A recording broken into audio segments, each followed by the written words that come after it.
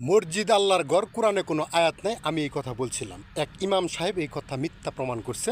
তার ভিডিওটা আগে দেখুন। এবং সে বলতেছে সূরা তাওবার 17 এবং 18 নম্বরের আয়াতে আল্লাহ তাআলা বলতেছে মসজিদ আল্লাহর ঘর। আপনারা সবাই অনুরোধ করতেছি এই সূরা তাওবার 17 এবং 18 নম্বর আয়াতের বাংলা অর্থটা দেখুন। সেখানে আল্লাহ তাআলা মসজিদ আমার ঘর এ কথা বলে নাই, সেখানে বলতেছে আল্লাহর জন্য মসজিদ। আর সারা কোরআনে আল্লাহ তাআলা দুটি জায়গায় শুধু আমার ঘর, পবিত্র কাবা ঘর, এই কাবা ঘরকেই দুটি জায়গায় আমার ঘর বলছে। তাহলে মসজিদের জায়গায় কেন আমার ঘর বলল না? আর এই ইমাম সাহেব দেখেন পবিত্র কোরআন ছুঁয়ে ধরে মসজিদের ভিতরে এই মিথ্যা কথাগুলো বলতেছে। ভিডিওটা দেখুন।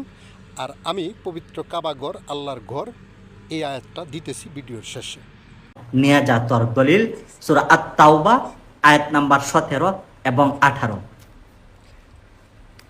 আল্লাহ সুবহানাহু ওয়া তাআলা তিনি এখানে স্পষ্ট ভাষায় বলে দিয়েছেন, মা কানা লিল মুশরিকিনা আইয়ামারু মাসাজিদাল্লাহ। মাসাজিদাল্লাহ এর মানে কি? মসজিদ আল্লাহর জন্যই। দ্বিতীয় নাম্বার আয়াতে আসে ইন্নামা ইয়ামুরু মাসাজিদাল্লাহ। এরকম অনেক আয়াত আছে।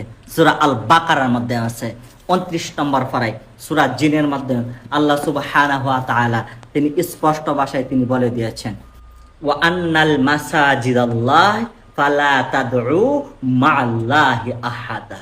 স্পষ্ট ভাষায় বলে দিয়েছে তাদের মতো নাস্তিক, মুরতাদ, বেঈমান, মুশরিক, কাফেরদের বাচ্চাদেরকে কোনো ছাড় দেওয়া হবে না। তারা স্পষ্ট ভাষায় মহাগ্রন্থ আল কোরআনের শত্রু, তারা মসজিদের শত্রু।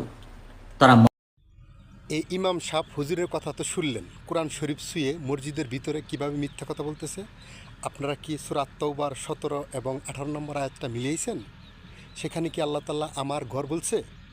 আর কোরআনের দুটি জায়গায় যে আল্লাহ তাআলা পবিত্র কাবা ঘরকে আমার ঘর বলছে, আপনারা পড়ে দেখুন। সূরা আল হাজির 26 নম্বর আয়াত, সেখানে আল্লাহ তাআলা বলতেছে পবিত্র কাবা ঘর আমার ঘর। এবং সূরা বাকারার 125 নম্বর আয়াত, সেখানে বলতেছে কাবা আমার ঘর।